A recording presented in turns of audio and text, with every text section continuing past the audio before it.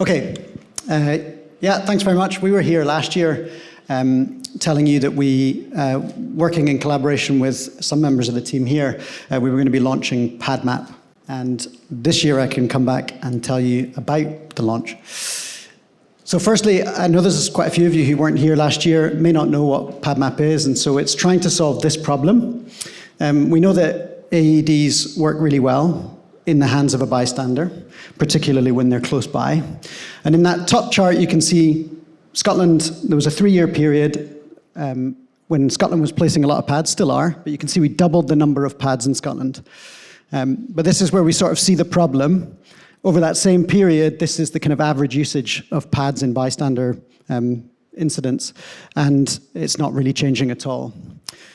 There could be lots of reasons for that. One of the reasons we think is that most pads are too far away. You can see the vast majority in Scotland are 500 meters away or more from cardiac arrests or historic cardiac arrests.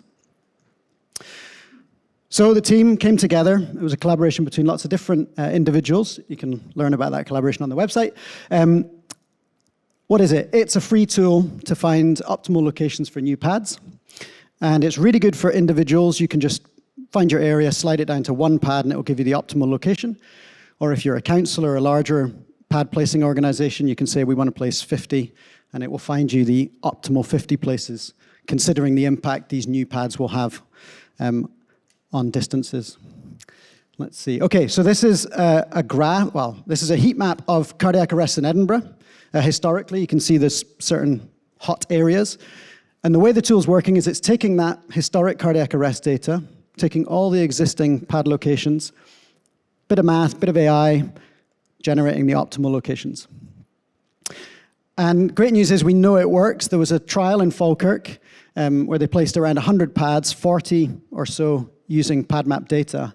And compared to the others, we see them having twice the number of deployments and 66% more shocks. So placing optimally is a good thing. Okay, the tool's now live. It went live about 4 months ago. Just over 2,000 people have been on using it.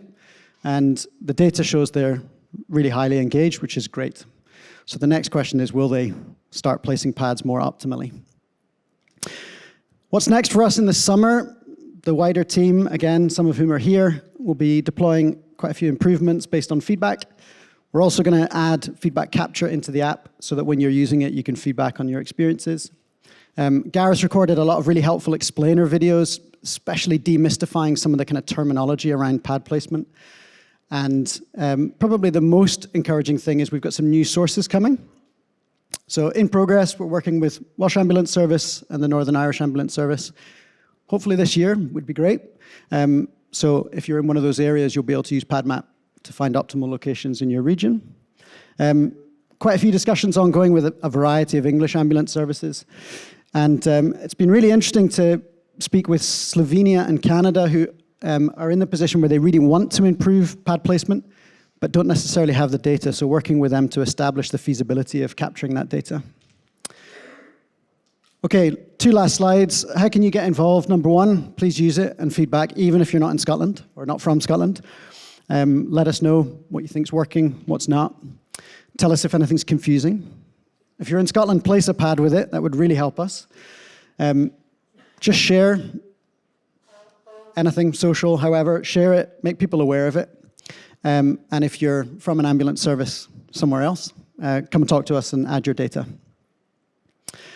And hopefully, we can come back next year, and Gareth and the team have designed a study, or are looking to design a study, where we look at, on average, are pads in Scotland starting to get closer to cardiac arrest, because that's the ultimate test. And so hopefully we'll share that next year. And you can help by placing a pad optimally, because that will influence the data. So thank you.